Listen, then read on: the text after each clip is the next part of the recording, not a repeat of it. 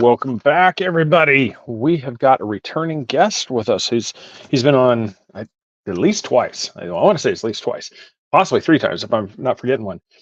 Author Jim Willis. He's with us again to talk about his latest book on near-death experiences. The title of the book is Near-Death Experiences, Afterlife Journeys and Revelations. He's written many things with Visible Ink Press now, and we were talking before the show. I believe they've even got him locked down for possibly a couple more, maybe three more books if he's got him in him. So I said we hope so, because they're fantastic books. So this one we're going to be talking about near-death experiences and what goes on, the story, kind of the stories that surround it, and it's going to be a really fascinating discussion. So Chris is off tonight, I believe, but it will be Sir Brian, myself, and of course the author Jim Willis.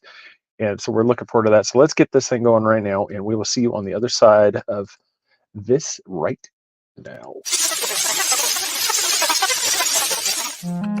Welcome to the Three Beards podcast. My name is Craig, along with Austin and Chris. Passed to a new generation of Americans born in this century.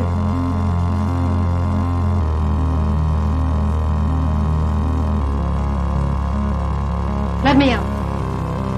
I'm afraid that is right.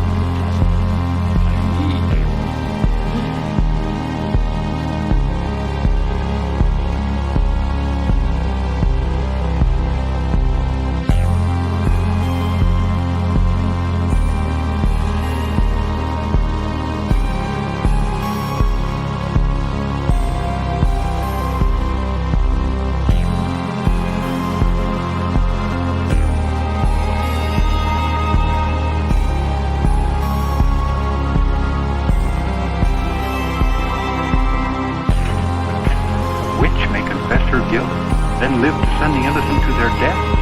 Is this justice and honor in Massachusetts colony?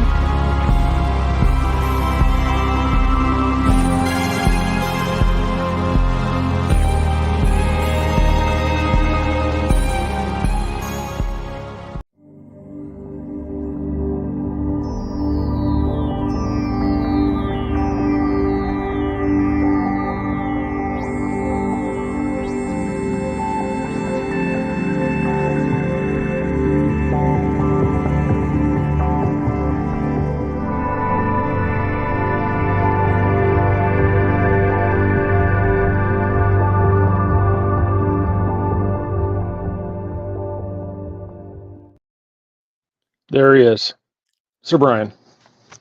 It's just Brian tonight. It's just Brian tonight. But is it ever just Brian? I mean, aren't you stuck with that title until you relinquish it? I freak my kids out because I guess, I don't know, maybe it's just my loud shirts or whatever.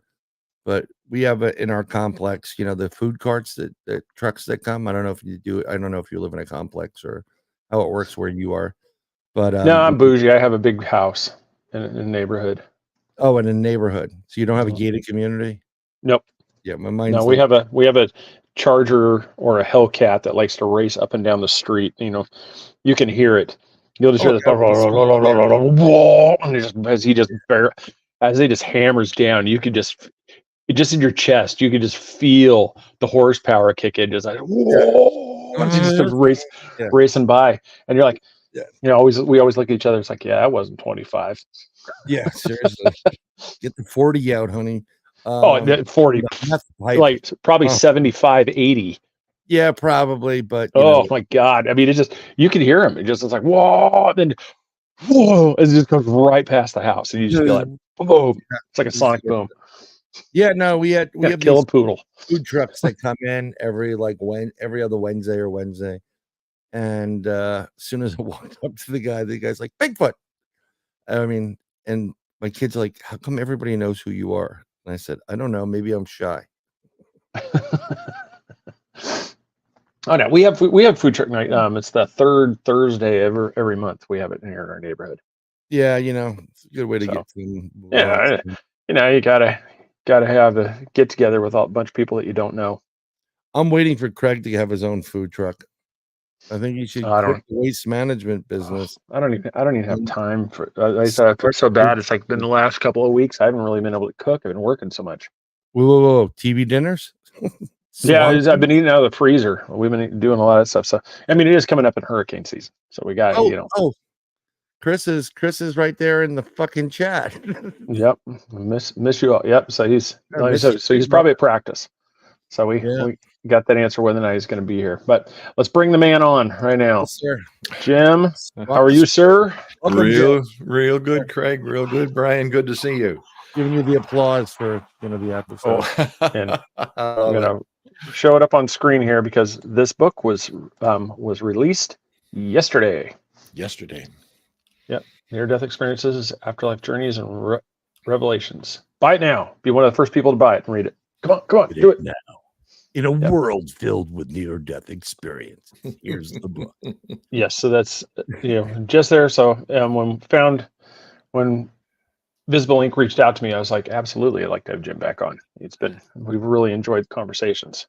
I've been amazed at the reception. It's been out for 2 days, and we've already had real tremendous feedback from folks, and talked to George Norrie on Coast to Coast last night, and he was talking about the number of callers who were lined up because everybody has a story they wanted to share. So I guess it's just a subject that really has captured the imagination, and people think about it.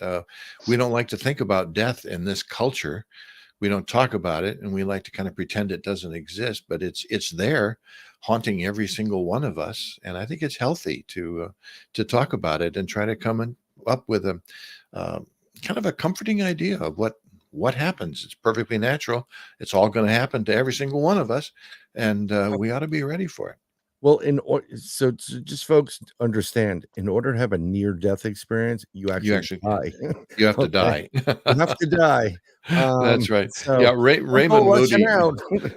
Raymond Moody coined the term near-death experience, and he did it because back in 1975, they didn't have the research that we do nowadays, and he couldn't necessarily say for sure scientifically that some of these people died. They may have just gone into a coma of some kind. But now we have the instruments to actually measure it and to actually say scientifically, beyond the shadow of a doubt, this person has died. It was interesting because I remember that at one point in time there was one of those ICU units, and they're in the hospital, and someone was able to get the weight of your soul. And the way they did it was, when the person was on the bed, there is a scale on the bed that's always there. So if you weighed 200 pounds, the scale would say 200 or whatever.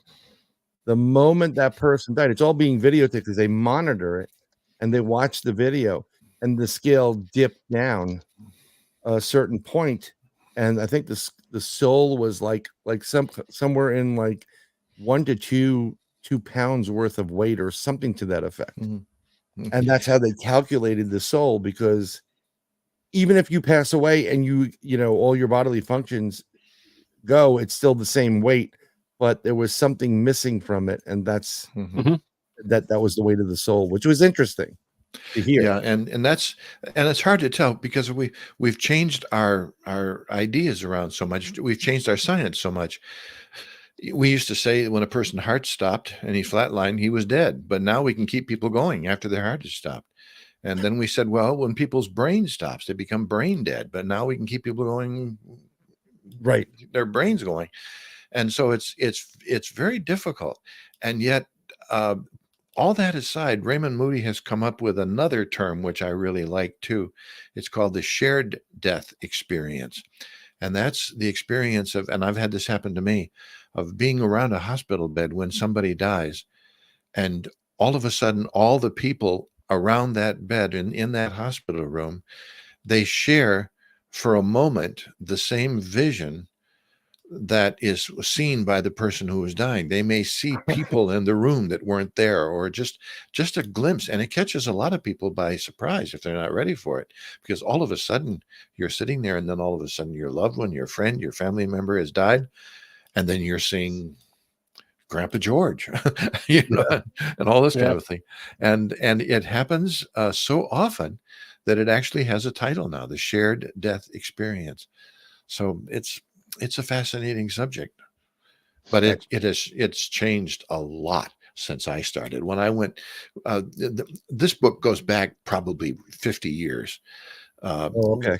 When I was in my 20s, I was right out of school, and I was a newly ordained minister, and I was fresh into my first church. And in my 20s, I knew all the answers to all the questions, We all do. and I had it all. I had it all together. It was a very intellectualized kind of religion that I was involved in. And so as a result, I'm not even sure here I was, a Christian minister. I'm supposed to believe in life after death, and yet I'm having troubles with people who come back and tell stories. I'm trying to explain it scientifically, like the brain shuts down and the chemicals come and all this kind of stuff. But there was a woman who in the book, I call her Hannah, a good friend, sharp as a tack, wonderful old lady. She was in her 80s. And she was in the hospital, and I was told by the nurses there that probably this was going to be her last stop. She probably wasn't going to get out of the hospital. And so I went to see her, and I knew her from before when she wasn't sick, and so I knew she liked the old hymns of the church. And so I got to have I'm taking my guitar with me, and I would go in and I would sing the Old Rugged Cross, or I would sing In the Garden or something like that. And one day, she was just listening to it. And sometimes the nurses would even push other patients in to hear the music, or the nurses would stick their head in the doors. And sometimes they would even, they'd even share in the singing. We used to have a little choir going sometimes. But on this particular day, I was all by myself with her in there, and Hannah said something that I hadn't expected. She said, after we finished, I was putting my guitar away, and she said, "Who did you bring with you this time? Who did you bring with you this time?" And I thought she was talking about these people who used to come in and just listen to the music. But I said, "I didn't bring anybody, Hannah." She said, "Oh, they're probably out in the corridor. I think the music attracts them. They don't come in here until usually after you leave. That's when they come through the portal." And I said, "Portal? What's that about?" So I knew that Hannah couldn't see the door because there was the curtain that was part of it in the way around her bed, and also the bathroom there in the corner stuck out, and she couldn't see the door. And so but I could from the foot of her bed, and I looked out. I didn't see anybody, but I didn't want to disturb her because Hannah was a dear lady, and I didn't want to make her confused at the end. And so I said, "Well, I'll see you next time." And I walked out. But when I went out and the corridor was empty, I went down to the nurse's station. I said, what was Hannah talking about, people coming in through the portal?" And the nurse said, "Well, she's been talking about this recently." She said, she's probably imagining it. She says it probably won't be long now. And so I accepted that as back 50 years ago, that's kind of what people were expecting. And so I expected that was the way it was. But when Hannah died, I, performed her funeral. I mean, I led her funeral service. I took the guitar and I sang In the Garden and all this kind of stuff. But I never forgot that time. "Who did you bring with you?" And then she thinks the music attracted them. Well, music is vibration, of course. And she said, and then they come through the portal rather than the door. Now, why would she use that term? Well, I remembered this, but I just kind of filed it away. And 50 years went by, or 40 years went by, rather. And the same kind of thing happened to me again, but this time it was toward the end of my ministry. I knew a lot less now than I did 50 years ago, and I was at least beginning to understand what the questions were. I knew I didn't have the answers, that's for sure. But some very good friends of mine from the last church that I served came to visit me, and he said to me, the husband said to me, well, my mother passed, and well, his mother was a dear old woman, just like Hannah. She loved the old hymns of the church, and as a matter of fact, I had recorded a couple of gospel albums years ago, and he used to play them for his mother, and one of the tunes we did was In the Garden, and she loved that. But he said, when I was in the room with her, something strange happened. She said, she looked at me and she said, who did you bring with you? And I said, who did I bring? Her son said, who did I bring with? No, I'm just here by myself, Mom. Oh, she said, no, sometimes they come in through the portal after you leave. Whoa, what is that? 4 years later? Well, I began to wonder as I look back on my life, and I had so many opportunities to share with people who had seen people. They had seen their relatives. They had seen a spirit guide, a spirit being of some kind, a creature of light. They had shared those experiences. And back when, even though I was preaching every Sunday and singing songs and hymns in church about this kind of stuff, still, I look back on those days and I'm almost ashamed of myself that I didn't take advantage of the time to really listen to them. And partly because I didn't realize that this was a very, very real phenomenon. They were actually crossing over and then coming back and seeing people there who were welcoming them. Well, remembering these things that happened 40 years apart put me in the frame of mind that when a very good friend of mine, in the last year I was minister, a good friend of mine who worked in a hospital, as a matter of fact, he worked in an operating room in a hospital. He had a heart attack in the hospital. If you're going to have a heart attack, boy, have one in a fully equipped hospital with your friends all around you who are doctors and nurses and specialists and all this kind of thing.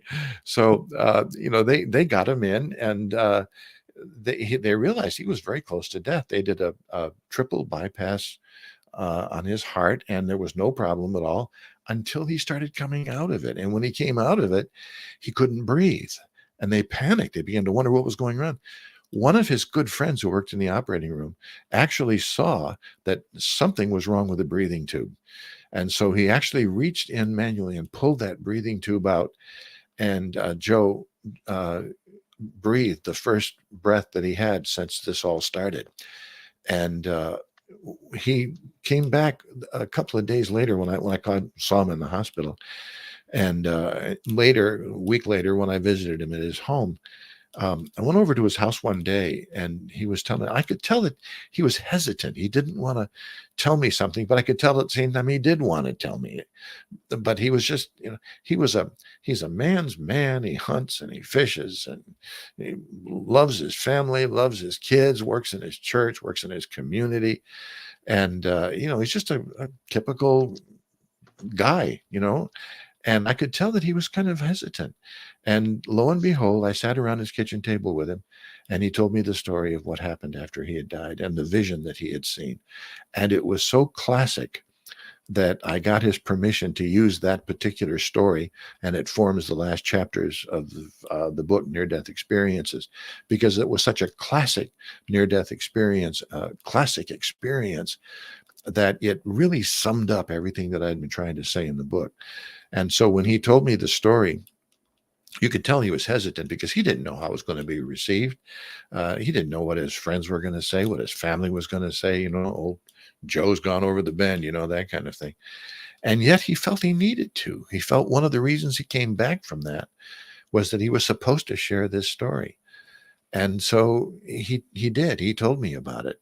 And he didn't know how I was going to take it. But of course, I took it very seriously because I thought it was just a beautiful, beautiful story. And you can read it in the book. I won't have to, tell you all the details, I'm sure. But when after I had left and retired and came up here to live in the woods, I understand that Joe finally stood up and did something he had never done before. He spoke to the whole church. He basically gave a sermon, told this story, and I've been told by friends of mine who were in that service there wasn't a dry eye in the house. That's for sure. It's pretty intense stuff. I mean, coming from a perspective of, are you supposed to believe in your death when you're, especially in the preaching end of it, or, you're supposed to kind of go to the light. If you pass away, you go to God, right? In general. But it's one thing to hear about it and you hear these stories, and then it's another thing to experience it. And when you experience it, and also, like Joe was told at one point that if he took one more step forward toward the light, he would be accepted. He would be, it would be right. But he was given the choice that he want to come back. And Joe shook his head. He said, I didn't want to come back. And I've heard so many people say that. I don't want to come back. Yeah. But they were compelled. They felt they had to for some reason. It was their choice. It wasn't just that they were sent back, it was their choice. They saw or sensed intuitively that there was something that they hadn't yet accomplished in their life that they needed to accomplish. And one of the things that Joe wanted to come back for was so he could tell this story. And his story was, like I say, made up the end of the book, but it was very typical in that so many people who go, it's so much more real, they say. It's so much more vivid. The colors are so much more, the sounds, everything else is so different. And it's really more real there than here. As a matter of fact, when they come back here, many of them say it's like waking up from a dream. And I wanted to go back to the dream. So what percent? I mean, you mentioned that a lot of them were like, no, you're supposed to, like they go back, they go back automatically. But I've heard of a couple of situations where other entities or beings have come in and said, "Whoa, this is not your time right now. You got to go back." Yeah, there is some of that. They're told very reluctantly by the entity that they see. Yeah, that, it's. You've got more to do, and then that helps them make their decision. Well, I mean, when you're dealing with near death, from what I've heard from that, you come back, a lot more people are depressed because you kind of feel what's there. It's like, oh my God, this is great. I don't want to leave here. And then you get sent back to the world of, I got to pay that bill. I got to go this, I got to take this kid this way. I got to do this. So everybody seems to be like bummed out afterwards. Depression is very common after it sets in. Usually though, excuse me, if people can make it through a time, often measured in months, sometimes even measured in years, if they can get through that time and really have time to internalize, have time to build on what they experienced, then most of the people that I've talked to have said, well, I didn't want to come back and I was very depressed. And I would ask them, what makes you depressed? I mean, what is it that specifically? Is it coming back to a world where you have to do this and do that and the schedules? He said, that isn't it. It's just come back to a world that seems so bland. It seems so living on the surface, that kind of thing. Yeah. And it just isn't real. And so I got into the habit of spelling reality two different ways, with a small r, reality. That's the reality that we experience, because we experience reality through our five senses. We live in what I like to call a five-fold fence of sight and sound and hearing and taste and touch. And that's how we experience reality. As a matter of fact, our whole science is built around that. The idea, if we can't replicate it, if we can't put it under a microscope, if we can't test it in a test tube of some kind, then it isn't real. And that's so far from the truth. So I began to talk about reality also with a capital R. Right. What we experience is real. with a small r, but it isn't reality with a big R. That's something Right. much bigger than all of us, and it's right there outside our senses. We're not separated from it in terms of distance, and yet everything that we experience here is kind of a shadow of what's there. Plato gave that wonderful metaphor about the people in the cave who could only see the cave, The allegory of the the cave cave. wall, and the sun was Yeah. behind them, and they could see the shadows on the cave, but that's all they could see. And then all of a sudden, the people who come back say, that's just what it's like. This seems so shallow. And I hear people expressing these things and getting excited and getting nervous and getting worried about things that are just really nonsensical. And it's depressing for them for a while, and they have to get used to it. Um, Dr. Eben Alexander, who is all over this whole idea now since he had his out of body experience and wrote his wonderful book. He explains it in a that for how long, 8 months, a year or something, he was utterly depressed when he came back because what he saw here was just a pale shadow of the real reality, even to how people learn. In this world, where we learn by hearing words put together and then ideas put together and paragraphs put together. We learn sequentially like that. It doesn't work like that on the other side. People talk about learning and all of a sudden receiving this instant block of information that doesn't come to them in terms of sentences and paragraphs. They just all of a sudden know something that might take a long time to learn, but all of a sudden it just comes to them in a block of teaching and they know. And that's wonderful. So, what I wanted to do in this book was treat this not as a metaphysical reality or a supernatural reality, the way it's been treated for so long. If it's real, then I want to bring our best scientific understanding into it too. I want to understand the facts behind it because that's how we're going to really come to the point where we understand what this life really is. Mhm. And so in this book, I wanted to bring together the marriage of the supernatural and the metaphysical, which has been our understanding of this for thousands upon thousands of years, and the very latest technological breakthroughs. And there are a lot of them. Science and medicine is doing a lot of work in this regard. And I wanted to bring them together in a kind of a marriage. And that's why I used the metaphor that I did about something borrowed, something old, something new, something borrowed, something blue. You know, what they used Yep. to give that For used to weddings, give right?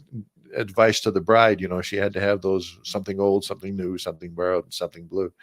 Well, so I wanted to do that, and it turned to me that I wanted to take these old stories that go back, oh, way. I mean, I can certainly we find them in the Bible. I mean, even the Apostle Paul talks about a near-death experience he had. But then way before that, thousands of years before that, I wanted to take those old stories and I wanted to marry them, so to speak, with the new stories of death when people are hooked up to some of these unbelievable machines we have and that talk about this and that um, bring together the old and the new. And then I wanted to also add to that something borrowed because I don't think that any one particular discipline of science is going to solve this problem. We're going to do research. They have to borrow from each other. It's a cross discipline kind of study. And so we have to borrow from another. The medicine people have to listen to the scientific people who have to listen to the metaphysical people who have to listen to the supernatural people. We have to borrow from each other. But the last one, something blue, was the one that I really enjoyed the most because people say a lot of times, I just had this information come to me out of the blue. You know, it just showed Mhm. up out of the blue. Just Well, appeared. yeah, that's it. It does, and it's a kind of that block of teaching. And it's funny, I think that same kind of teaching is available to us now, because if you go back and look at Thomas Edison, or if you go back and listen to everybody from Stephen Hawking to Albert Einstein, and they'll all tell you the same thing. They work and they work and they work and they work and they can't come up with it. All of a sudden they just relax. And then out of the blue, this block of teaching hits them. And all of a sudden now they see it in one piece. So it's something old, something new, something borrowed, something that just plain comes to us out of the blue and put together. It's the marriage of all of these kinds of disciplines and all of these kinds of understanding. And I think that makes it even more real, because if people really start thinking like this, then all of a sudden the things that get us so excited in this life are just going to fade into insignificance. Yeah. Yeah. Go ahead, Greg. No, it was kind of a couple things. It's just, so while you're doing this research, did you come across any like real concrete like parallels, like where people were having almost identical experiences, to where something like we could concretely say, okay, there might be something like physical, like location, that they've all been going to the same spots. They've been doing something along those lines. Yeah. And it's hard to judge that because of this reason. And I don't mean to discourage the idea of going someplace, because people, when they die and when they come back, it was so real to them. What they saw and what they experienced was so real that they say, this is the way it is. And having listened to so many people talk about this, I'm not sure that any one of us really experiences reality with a big R. And the reason I say that is because I think we all, in one sense, discover on the other side something that we take with us, a religion that we grew up in, a spirituality that we adapted, an idea of love of nature. Because I've heard people talk about dying is like going to this great big park with trees and everything else. Well, yeah, I'm sure that's what they saw. But I think they took that image with them, and I think that's a comfort. When we die, I've got a sneaking suspicion that when we die, we take with us a certain amount of our own experience, our own Rolodex that we built up over the years. And I think what happens is that kind of kicks in when we die. In other words, we see everything that we've loved and appreciated, the people and the identity and everything else. We see it on steroids. And I think the reason is because it would be such a shock if we just died and went to a totally strange environment that we couldn't understand. That would be a real shock. So I think to kind of ease us in, we are granted the real blessing by our spirit guides and everything else. And I think those spirit guides those spirit guides are us on the other side, I think. And I think they kind of ease us into that. So we see, in effect, what we expect to see. That's why a lot of times when Christians die, they'll say that I saw Jesus. Right. A Hindu will die and he say, I saw Krishna. A Buddhist will die and he will see some kind of Buddhist teacher or something like that. And I think we take that with us, and then it kind of eases our way in, so to speak. Obviously, trees can't really exist on the other side because trees die. Nothing dies on the other side. We see animals and all that kind of stuff. I think it's a kind of a glorified, beautiful reality of everything that we appreciate here. And I think that's what awaits us immediately on the other side. And then gradually, probably, we tend to slough that off and get into reality with a capital R without needing that crutch. Right. But there's a question here, which is very interesting, because I was about to bring that up, but go ahead. Oh, have there been any documented negative NDEs? Few and far between. Yeah, there are some out there. And some of them I'm a little suspecting, but it's a very small percentage. Some of them I expect. Again, people had negative NDEs because they died in a negative frame of mind. If a person was raised in a Christian church that believes in hell, for instance, and he's been blaming himself this whole life, oh, what a sinner I am, and all that kind of stuff. then when he dies, he's apt to see that because he's so worried about it, which makes me want to just tell people whenever they're approaching this, just relax and go with it, because the vast majority of the NDEs that I've read about and heard about are just wonderful things. There was a friend of mine who was just a great guy, pillar of the community. He had 2 doctorates, very academic type, 2 doctorates, started a university that's still going on. And he was a pillar of the church, pillar of the community. Everybody liked him. And I got the call one night about 2:00 in the morning that he was dying. He might not make it through the night. And his nurse was saying, "Is there any chance you can get to the hospital and see him in case he doesn't make it?" And I said, "Oh, absolutely." So I got my clothes on, get in my car, and drove down to the hospital.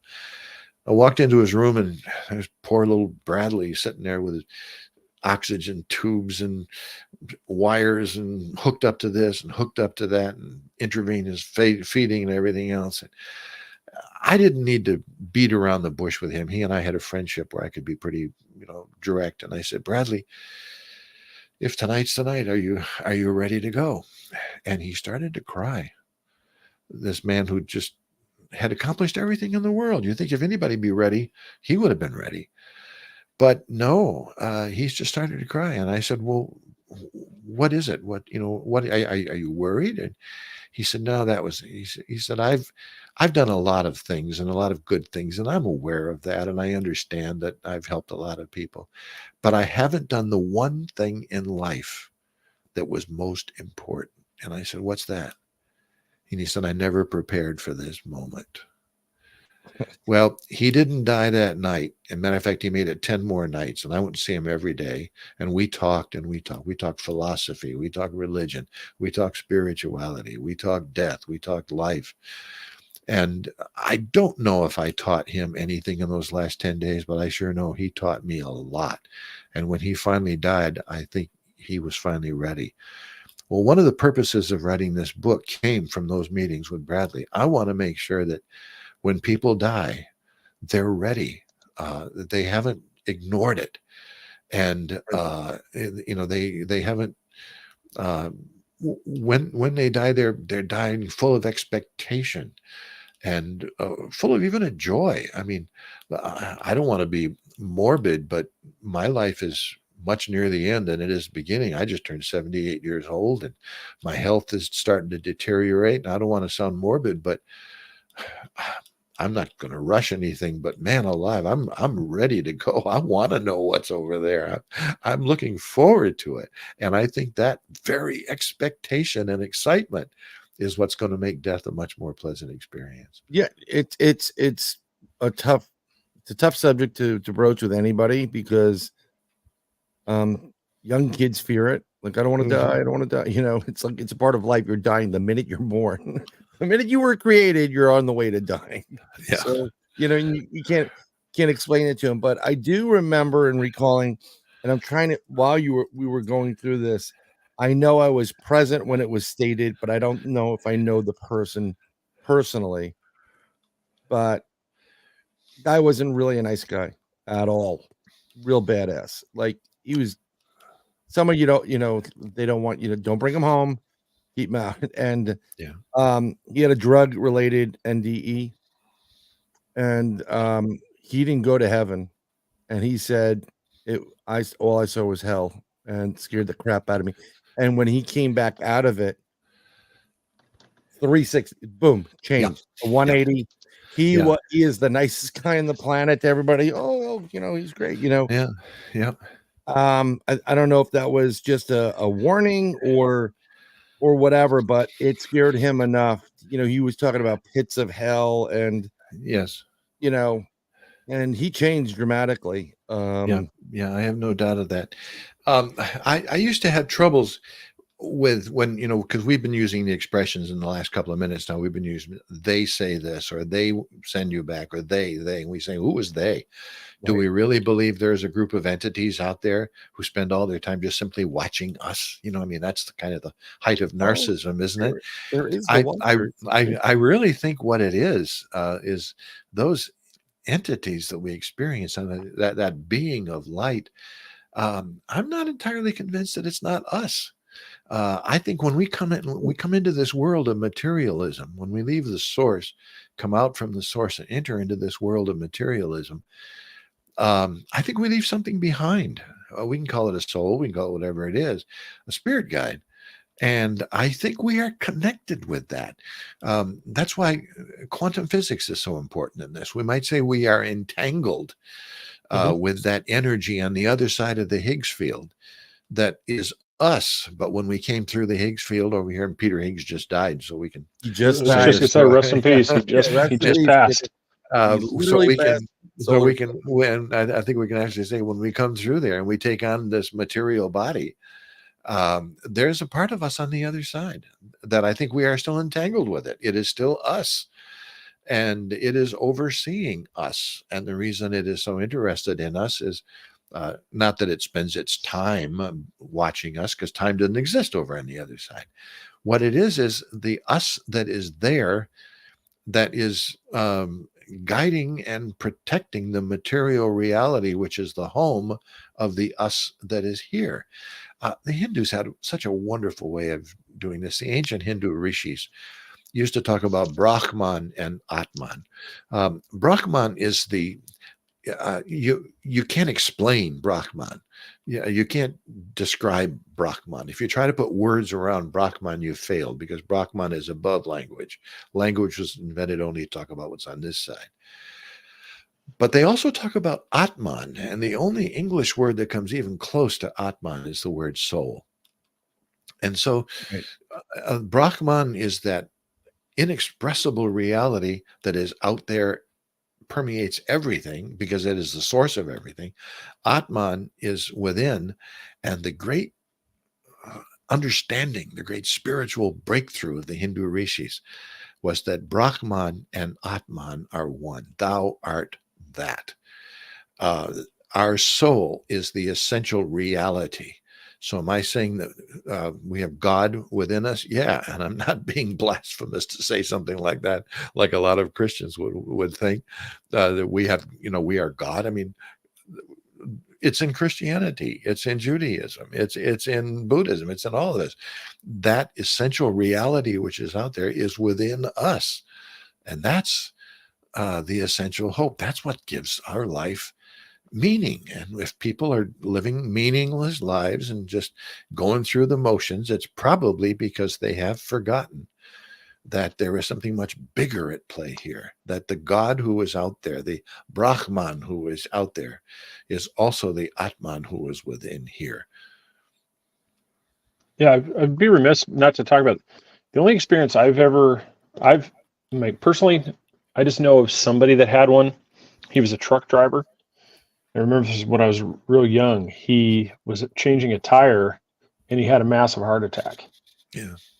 And so he dropped down there. And so what he saw was it was dimly lit, but there was a glowing, almost olive colored, emerald colored pillars. Yeah. That he saw. And he was going towards those pillars. And as he got to them, he was hit suddenly with it's not time. Yeah. You still have something to do. Uh-huh. And that's when he woke up, was emergency service, was taking care of him. And that's kind of, in a way, that was almost like what I was asking, if there was something like that was consistent, because he even said specifically, I never saw like the golden glow, the white pillars. He goes, it was almost just kind of something like, the never ending story type thing, where it was just kind of has more of that darker, dim light color, but just like a glow, like that greenish glow on these pillars. Yeah. There are so many stories that share a lot of common things that we forget, that just because most of the stories have the tunnel, the light, the being of light, the meeting of loved ones, the life review, and all of those things, we tend to think, well, that's the way it is. Well, I'm sure that's the way it is for most people, but we are all individual. We are all unique. I think everybody's going to have their own experience. And probably what happens when we come back and try to describe this experience is we are trying to describe something that is really indescribable. And so we tend to use figures and metaphors that other people have had before us because it was kind of like that. So we Right. can't, that's what it was, but we can say that's what it was like. Now, I've never had an NDE, but I have had a lot of out of body experiences in the last 20 years. And as I've tried to express this, I come back having learned something, and someone said, "Well, what did you learn?" And I know it was profound, but I can't possibly put it into words. The Apostle Paul had the same problem in Yeah. 2 Corinthians 2 or 2 Corinthians 11. He said, I died and I went to heaven, whether in the body or out of the body. I don't know which, but I heard things which I couldn't even share with you. It's just beyond our Maybe language. it's a timing related issue. Yeah. So you Yeah. heard these things, and when it gets to the time, boom, it comes out. That's like that moment you were saying. Some people just have like just Yeah. epiphanies, and Yeah. these epiphanies are like, your moments up at in a council with some loved ones or Jesus or Yeah. whomever. It's very interesting. I mean, I've seen some things my entire life. I kept seeing these things, and everyone's like, "Oh, you're crazy," especially there's a time frame. Certain cultures have a time frame you have to bury within a certain time. Mhm. You can't extend it. You can't have like a wake that goes on for 2 weeks or whatever it is. Yeah. Yeah. And it gets really complex, and we're not going to get into that. But when they were burying my grandmother at the family plot, I saw all my great aunts and uncles. A couple of ladies were sitting on the stone with my name, the Bowden name on it. The men were standing. I saw my grandfather come out, walk over to my grandmother, who I saw her back. I knew, and he pulled her in, and then they disappeared. Yeah. And I'm standing there like, holy crap, did I just see what I can see? I know. I know. And then Yeah. you don't want to tell Mhm. anybody about it because they're all going to say, "Oh, come on, you're crazy." But on the Oh, other hand, it I might tell be my the father. best thing possible, I told him, he thought I was crazy to begin with, but then Sure. he Yeah. started he started understanding what he got it. Yeah. It took him a while because he's an old school person and older. Yeah. He couldn't wrap his mind around it. But yeah, no, you have these great out of body experiences. Do you have them daytime? Did you have them at nighttime or at rest? Just curious. Well, during meditation, and I got into the habit, especially of meditating for some reason at 3 o'clock in the morning. That was when I was awake. And Clean so my I would, camera. since I was awake anyway, that's when I would do my meditation. Although often I did it, in the afternoon or sometimes in the morning. The trick is the trick in meditation is to be retired, because then you can fit your life around the meditation rather than try to squeeze the meditation into your life. There are several chat about meditation that they understand that. It's really tricky because you have to be awake enough to be alert, but not so awake that your mind is racing about all the stuff that it races about, and Right. you have to be relaxed enough so that you can relax your body, but not go to sleep, that kind of thing.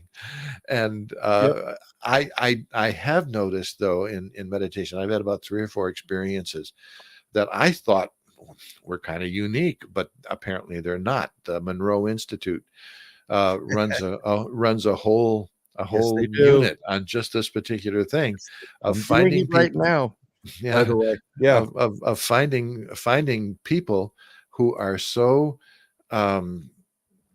wrapped up in this life and so trapped inside that when they die, for some reason they don't go on. And the work of the psychopomp is to meet these people and help them to go on. And I've had that experience twice now of finding someone, or 3 times now rather, of finding someone who was kind of trapped. They're not being punished. They're not aware of time going by. It's just that they can't quite break free. the memories of life, and they have to be kind of guided toward the light. And it's a wonderful experience to be able to take someone like this and help them move on. It's just really great. I have a hard time talking about it because people think you're nuts, but that's the way it is. Yes, And I they feel do. I feel much better. I feel much better now knowing that there are places like the Monroe Institute, for instance, that actually train people in doing this. And I've even had the experience of having this happen and then being able to go back into the records and find the name of the person and where they were, and it proved it to me. Yeah. It was just fantastic. We got to put that on. I'm creating a paranormal bucket list for Craig. Bigfoot adventures, Mothman, UFOs. Yeah. Now we're gonna have to help him help him guide a spirit from that ether into the light, which is I mean, if you want to talk about a religious experience, the way you feel afterwards, it's just so hard to. I did it once. It was, my other half's uncle who was murdered when he was a baby. I did it. If you want to stay at a great place, it's called the Hoover House, the historical Hoover House. It's in Waynesboro, PA. It's haunted, but they do this table tipping session, and this is what took place. And the owners and this gentleman Jim, he helped to facilitate that, and that was just like, I was like, okay, folks, I'm done. That was it. It was an incredible experience. Yeah, and it'll stay with you as long as you're alive. I'm sure of that. There's nothing better in this world than helping people. Yeah. And not asking for, I do that all the time. I don't ask for anything in return. I just do it out of my, who I am as a person. I've always done it. And some people will take advantage of it. Some people won't. But I'm generally happy if, Brian C., if he hit the lottery, great. God bless you. That's great. Lulu, whatever it is. And yeah, I don't care what people think. I want to help people. I guess that's part of my job here in this planet. Yeah. Well, I think that's probably the lesson we come back, because I'm really convinced that when we do come back, we come back for a reason. Probably the oldest religion, for lack of a better word, I don't like that word particularly, but the oldest religion in the history of humankind is probably shamanism. And some of the essence of shamanism is that the shaman would actually depart and have an out-of-body experience. But it wasn't just to give him a thrill. He was dealing with somebody. He was trying to heal somebody, and he needed help. He needed understanding. And so he would go out of body, and on the other side, he would receive the information that he needed to come back in order to help somebody else. And I've got a sneaking suspicion that when we do that in the with a near-death experience, when we go on the other side, we come back with a message. But the message wasn't just to make us feel good or give us a woo-woo example. It was to share it with somebody and to say, this is real, that life is more. And we live in a civilization, a culture today that in many, many ways is so shallow. Just look at the commercials on television, Oh yeah. Like the most important thing you can do is get the right skin product, or something like that. And you will be happy beyond the shadow of a doubt if you can get your hair cut just right or something like that. Unlimited calls. What a shallow world. If ever there was a culture that needed that sense of purpose that comes from the reality with the capital R, it's our culture. And that's why I think it's so important, the kind of work that people are doing in this field. Isn't it part of the seven, the sins, like we're gluttony and greed and all that? It's interesting you doing it, because I've always had, I don't like guided meditation. I've been doing a lot more, 30 to an hour, or trying to do 230s over ever. And something that if anybody who's in chat or listening has a difficult time with it, I find binaural beats are a great way Yeah. to help you out. I use Bonsai Labs. I wish I was getting paid by these people for promoting them because Yeah. but a lot of it's free, and they make Yeah, I use HemiSync a lot myself. right. Yeah, There's Hemi, but it's Alpha, Theta, Beta, sure. and it's really interesting. I'm doing the Gateway from Oh yeah, Monroe right now. Monroe Institute, sure. Which, let me tell you, folks, I mean, I can do my own remote viewing, but this thing is just, it's mind bending. It's really, really cool. Yeah, I'm doing a show about it because it's I spent a yeah. I spent a week up there studying out of body experiences with William Buellman, and it was a tremendous week Yeah. just to be up in a room full of like-minded people who are all involved in the same quest. And it was wonderful. I want to go up to it. I want to be part of that Monroe Institute. I got to get up there, and it's well worth it. It's well yeah, worth it's just I got to look at what their schedule is and when I can get there. It's not that far, so sure. I mean, but wow, is it? It's mind blowing, Mhm. and it must be interesting for you coming in from that preaching side of it. That spiritual side of it. It's like, wow, what a different perspective and look at this, and you can, probably Well, when I became an ordained minister 50 years ago, I honestly, I'm sure there's a lot of people in the church right now figure I've gone by the wayside, that I've left. I sure. still identify with Christianity because I love the set of metaphors that it gives us. I love the music. I'm a great gospel music guy, but on the other hand, I'm very disappointed in a lot of the directions that much of the church has taken, not only down through the centuries, but also today. I look at it and I'm just totally discouraged. But on the other hand, when people say, "Do I have to leave my religion to expand to these other ideas?" I say, no. It's there in the religions. It's in Christianity. It's in Judaism. It's in Islam and Buddhism, and it's in all of these things. But you have to go at it with a fresh mind. You have to see it as a metaphor. You have to take these things not literally, but figuratively, but important. I mean, it's important, and there are great lessons yet to be learned that are there within the human religions, if we dig down through the surface and find them, and if we don't let them build walls around us and say my way or the highway, and this is the way and your way is wrong, and all that kind of stuff. That we can't do, and we've got to get away from that. We've got to go the Jim Willis method, and we've got to go hiking and have an encounter that kicks off of our yeah. And that's that's from the first show. That's a kickback to that where his journey began. Yeah, hiking up on the mountain. I remember. Yeah, running into the naked hippie, and it changed everything. I remember you asked me, when did it begin to fall apart? And I said, when I met the nude woman on the rock, and you looked at me with a perfectly straight face and said, "Way to bury the lead, Jim." Yeah. Yep. Nailed it. Nailed it.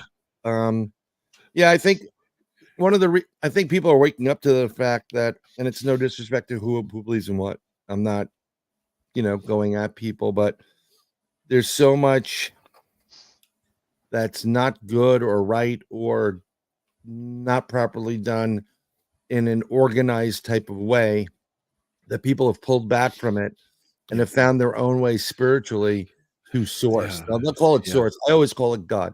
Some friends will call it Allah, some friends will call it Hashem, some people call it Jesus, and so on and so forth. And they're better off because it's that one-on-one communication. You don't have to go through this priest who goes through the bishop who hits the cardinal up to get no. It's whatever works for you personally, but a lot more people are more spiritual than they are religious. Personally, I'm thankful for my own path that I traveled, because it did teach me a certain kind of discipline. I learned one particular software well, the Christian software.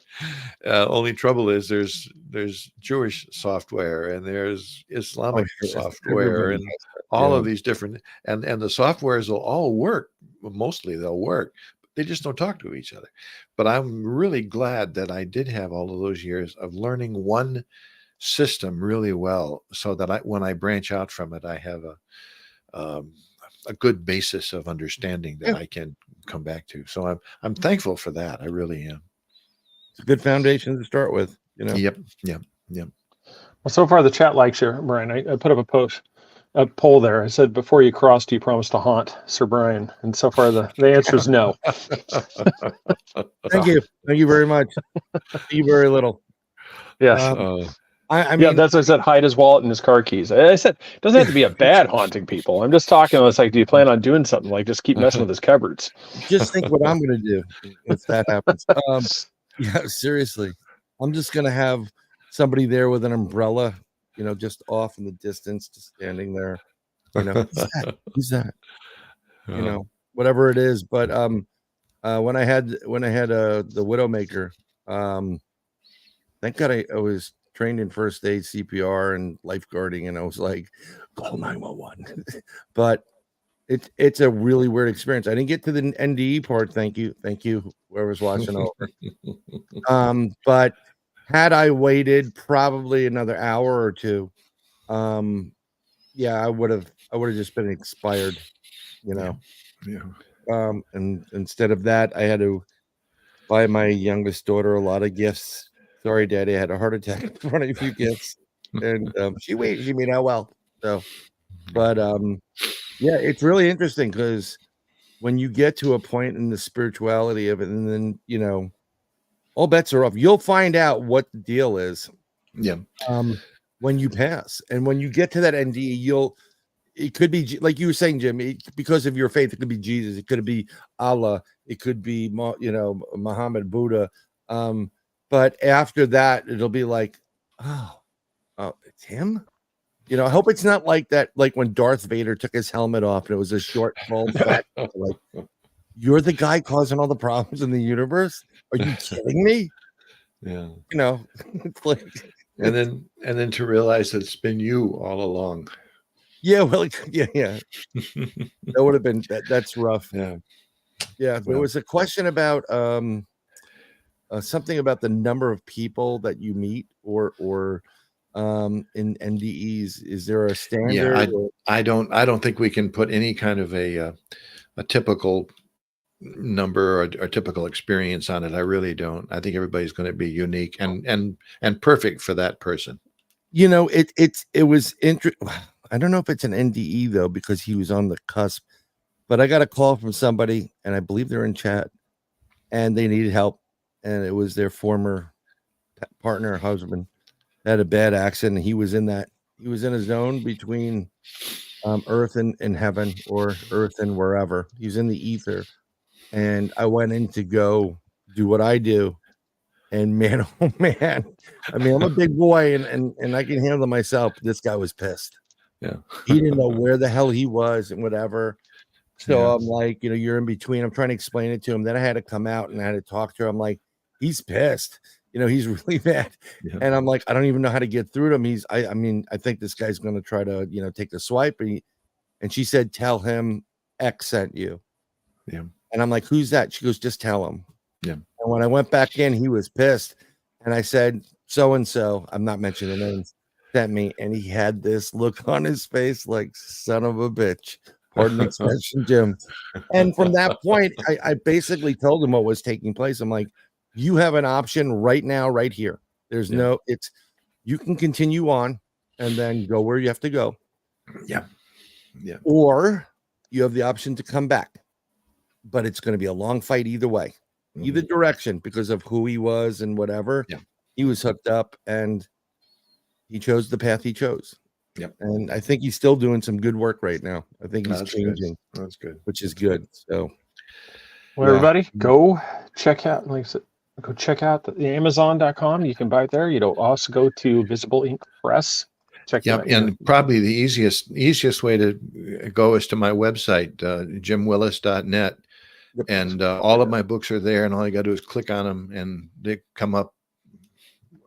I was amazed today. I just happened to look at the internet and see how many different outlets are carrying this book. I mean, there's page after page after page of them. So I know that when you were on the last time, I said, "Can you get an autographed copy?" And I believe you said, "Go to the website, his website, and he will arrange it for you." Yeah, there's a contact Right. page.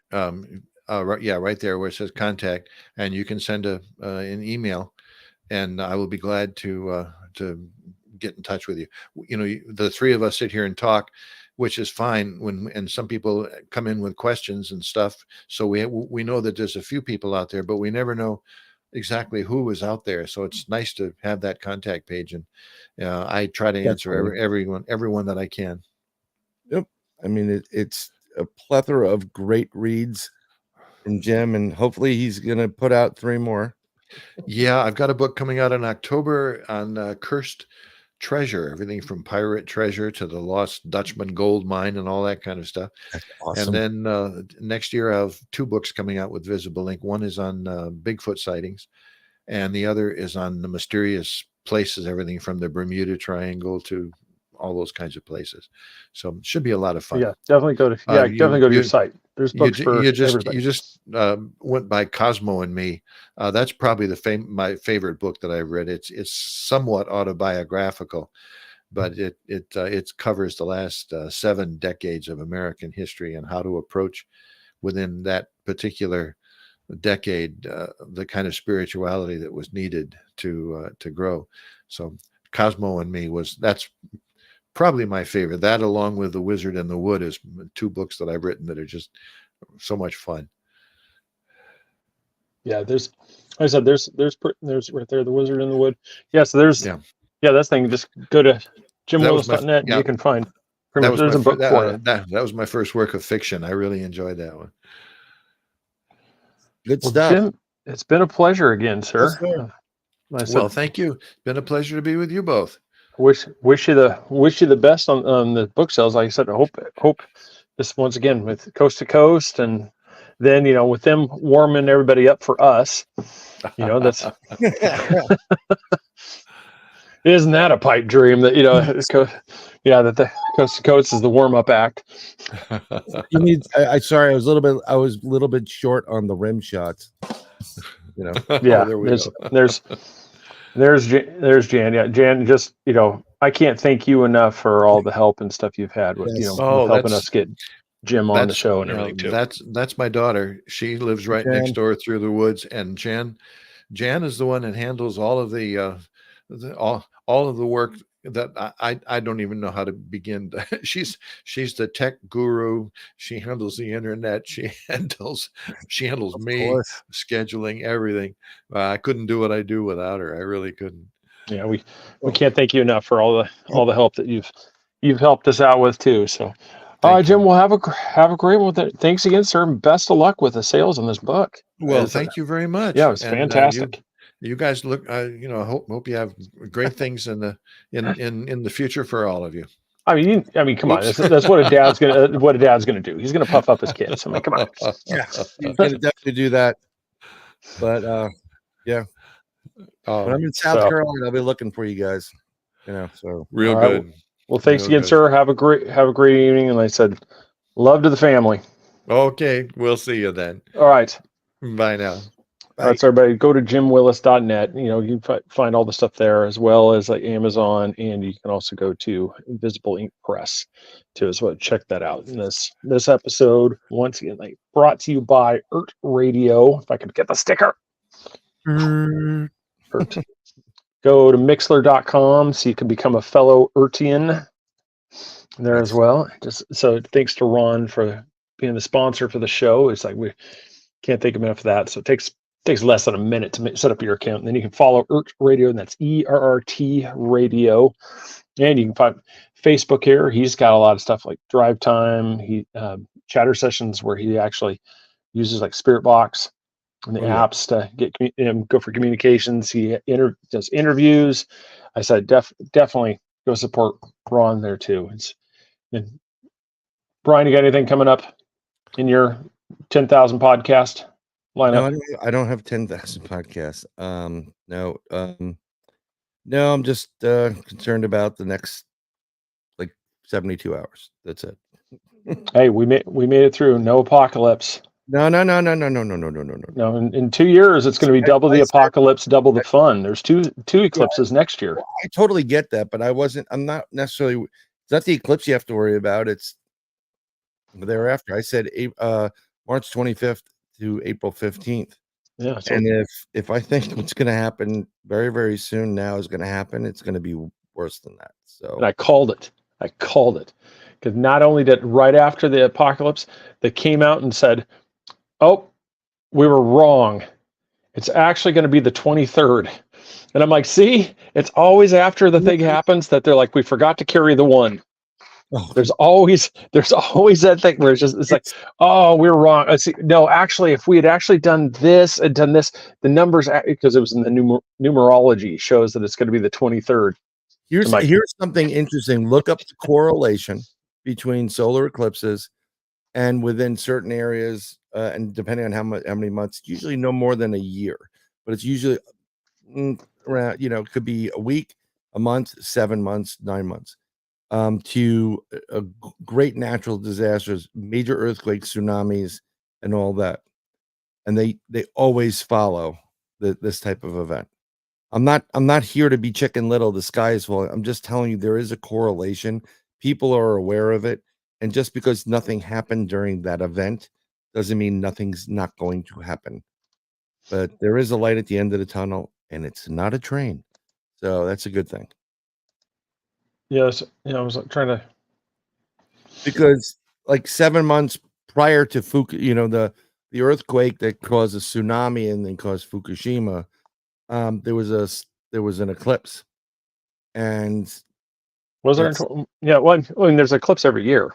I mean, so no, it's in relation. Well, yeah, there are eclipses every year. There's lunar eclipses, solar eclipses, but within certain time frame, there are usually events.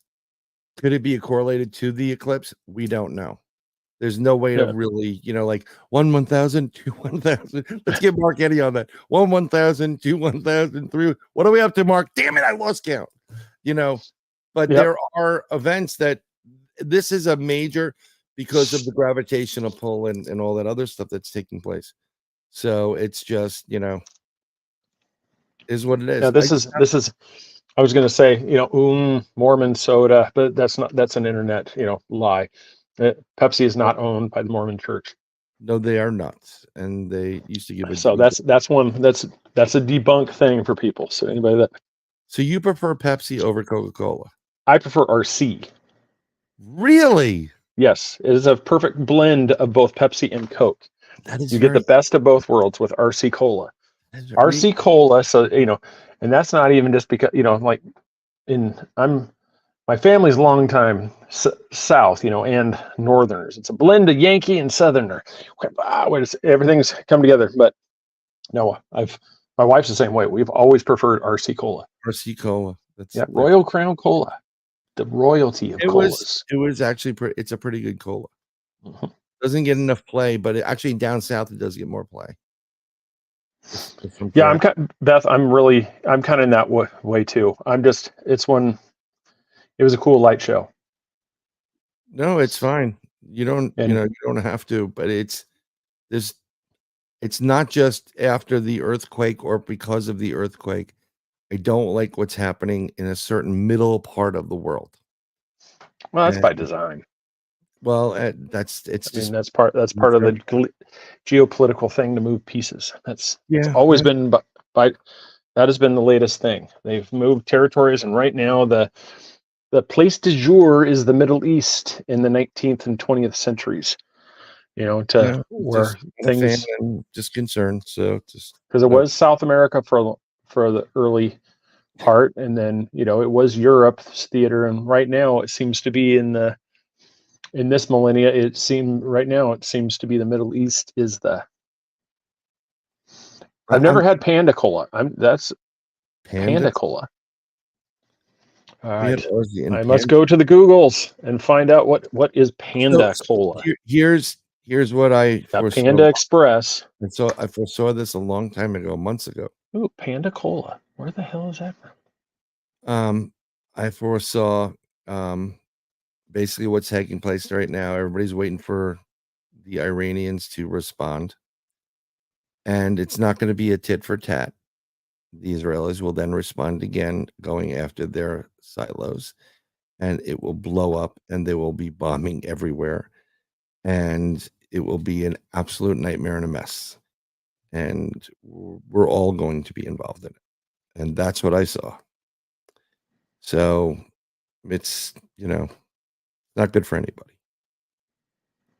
Take it for what it is. Yeah, it's Cheap cola. It's kind of like cheap beer. I used to buy Pathmark beer. It was a white can that just said beer in black letters. It was $5. I've never heard of Panda Cola before. Panda cola. Is it like sexual harassment panda? Panda cola. Panda Cola. Yeah, looks like it's a Pensacola. Yeah, no, I've never. Yeah, it's a cheap. Yeah, it says cheap cola. Yeah, it's just one of those. Just looking at like in the history here, it's just, But yeah, that's a. That looks like some kind of like rip me off China product. Well, that's when I first saw the. I'm going to share the screen here so people can see at least see the thing. Yeah, I saw that. Oh, that was the first thing I was thinking. It's like, okay, it's got to be from like an Asian company. Seriously. Yeah, it's not. It's look. So that's Fortune Cookie Cola. Yeah, I'm trying to see where it's. Where who's the manufacturer? That's what I'm trying to find here. Panda Cola. It's like, come on, Greg, you need to write a book, The History of Cola. Good Lord, this is like when I want to find a recipe, and I get the whole life story of back when I was a little girl and I was riding around on my bike and I would just see all the flowers. I'm like, I just want the frickin' recipe. Give me the recipe already. I don't care about the backstory of how grandma. They've got wise. They go to the recipe. Bing. Yeah, because you get all these things like, okay, it's great. You love to ride your bike, and it brought great moments of Mima and Papa. I'm like, okay, thank you. I just want to know how to make the world's best chocolate cake. Okay, please. Yeah, please, for the love of God, just give me the recipe. Like, goddamn recipe.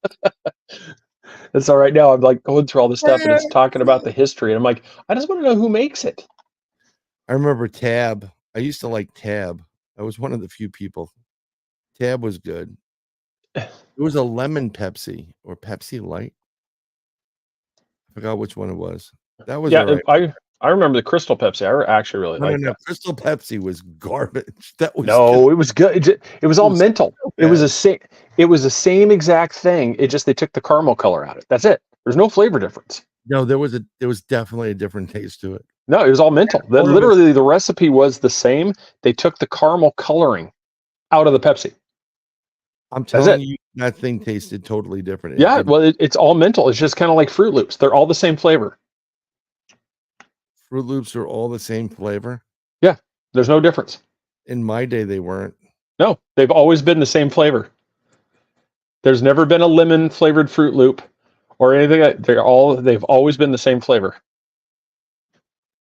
What about Lucky Charms? Lucky Charms is just, it's like pieces of rocks with horrible marshmallows. Exactly. Lucky Charms. Shut the fuck. Yeah. Brian, I bet it's made from bamboo. I know. I just have this is an episode of The Simpsons when they go to Tokyo and Bart Simpson works in the fishery and knife goes in, guts come out. He starts singing the happy song, Happy Fish Depository song. Yeah. It comes up against it. If you spare my life, I will give you 3 wishes. Knife goes in, guts come out. Panda Cola. Yeah, I'm having a hard time finding it, but yeah, well, you know what? So well, maybe on the next show I'll have gotten an answer on who made Panda Cola, and everybody will have forgotten. Wait a minute. If I think Brian's from the UK. Is he from the UK? It looks like the UK flag, over there. Maybe it was an English, the GB, an English-based cola. Like it could be RC cola, but maybe Ryan. Panda Cola's people. It's the byproduct of making Soylent Green. After you've gotten done with the Soylent Green product, we have this leftover liquid, and we're going to make Panda Cola. It's people. Put in the microwave 15 seconds or more. Yeah, it's. Oh yeah, they do become they blow up or something like that. Yeah, Lucky Charms, man. That thing is just. You've seen the one where it's just they've added like even more marshmallows. I'm like, can we just make it to where there's just like literally we're just pouring a bowl of marshmallows? That's all it is. They actually have that cereal. Yeah, I know. It's just it's all marshmallow. What about Cookie Crisp? It's all cookie. It's chocolate chip cookies. We need the snare, the drum thing. Yes. Chimpanzee, exactly. I hate every trip I see from chimpanzee to chimpanzee. That's from the Dr. Zayas, Dr. Zayas, Dr. Zayas, Dr. Zayas. That's awesome. Great episode. How did the predictions go? Sorry, Taco Bell. Sorry, Taco Bell. Hold on. I've got that for you. Yeah, that's right. That's how the predictions have gone so far. Yeah. No aliens, no apocalypse. But next year we've got double the apocalypse, double the fun. So maybe because the next 2 years we have 2 full solar eclipse. And as Brian likes to think, 2 solar eclipse of complete totality. He's gonna win. That was Cliff High that made the alien thing, and Cliff High has been pretty accurate. I got to be honest. Yeah, and no Planet X. But no Planet X. Oh, we don't know if there's no Planet X. They're not going to tell you. Yeah, we do. If another planetary body even showed up, you'd be watching people come flying off the Earth because things would just be getting torn apart. Yeah, just like bring something with that gravity that's close. They're not going to give Planet X any time. That's it. They're not going to do it. They're not going to tell you because it totally ruins everything. Oh, we didn't have to tell. Like I said, it wouldn't have to tell you. All of a sudden, we'd be going. Tectonic plates would be going up instead of away and down. They'd be going. But you got to understand something. We're going through that. We're not. The physics of another planetary body coming within that close would be tearing the planet apart. It's part of the 27,000 year flip. It's when they're coming back. Humble pie soon. Well, let's just go with this. If I'm wrong, then, like I said, it will occur. But right now, the physics don't even, because it would be messing up everything. If a planet like that was coming through, the asteroid belt would be getting all torn apart. Mars would be off orbit. I mean, everything would be off kilter because of the gravitational pull of that astronomical body. Even anything the size of a moon would throw it all off. It's happening. Just, don't want to believe it. Don't believe it. I don't believe that if events like this take place, they're not going to publicize it. Oh, you wouldn't have to publish. Just amateur astronomers. There are people taking pictures every day of three suns, and it's not one of those old Kodak cameras that have 3 lenses on it. There are 3 fucking planets there. There's a sun and 2 planets. They're taking pictures. It's valid. It's not an artifact. It's real. But yeah, that's go for it. Yeah, no. I do not buy those photos. Can you imagine my giant logo blocking us? Ron, I would believe that over the picture of the 3 planets. I'm gonna find the 3 planet pictures, and I've seen it. I just don't buy it. Right, it doesn't. It wouldn't jive with astronomy because it would throw everything off. The moon, that's the moon's orbit would be off. You're going on the title is said, or whatever Einstein has written, or that's the gospel. It's not the fucking gospel. We already know that. Well, no. It's simple. It even has a foundation or a basis for it because it's all off. And the science that they all relied on from 2019 to now, it's wrong. The science is wrong too. So you can't rely on. Well, this would have to be the 3-body problem type thing, to where it's that show that came out, because it's one of those things that the moon's orbit would be disrupted. It would change all the tidal forces. I'm telling you, we're going through these events right now, and it's not because of global warming, as they want to tell you. Oh no, global warming is. If we that was probably the best. That was probably the best one where it said the eclipse is due to global warming. if we go to 4 points, like almost 4.25% of carbon, we're dead. The whole fucking planet's gonna die. Every animal's gonna die. We're gonna die, and the planet will die. Not well. If you go based off history, there was way more carbon and way more heat on this planet because we had a little thing called the dinosaurs. It was a lot hotter. There's a lot more these gases in the atmosphere. They're trying to go net zero. They want zero emissions. No, that's all a money game. That's my point. The lower you go, basically, they want to kill us. Yeah. No, the carbon right now. That's the more carbon that's in there, the more the plants love it. Yeah, it's better for us. Yeah, no, it's. We go past 4, you'd see Zuckerberg with his meta testicle mask on. You know, come on, face hugger. Looks like a pair of testicles. Meta logo. Oh yeah, between that and my girl's like Lululemon. You ever see that logo for Lululemon? It looks like an IUD. Like, oh yeah, let's go wear those IUD, spandex pants. Yeah, that's a good idea. All right. Yeah. No, it's one of those. We will be fine, people. Yes. We will see everybody on the 17th. Yes. I don't know what we're doing that day, but sure. We're talking Stonehenge. Where the demons dwell. You're talking Stonehenge with Maria Whitley from the UK and finding out why the Crown doesn't want her books sold there. Wow. I bet you can get some good weed at Stonehenge. Doubt it. Unless we're talking grass. I've like literally grasses, not weed grass. I go to Stonehenge the day there's freaking fog that's out of control. So I walked over the line, the rope, walked right through the Stonehenge, touching them. It was great. You didn't get in trouble for that?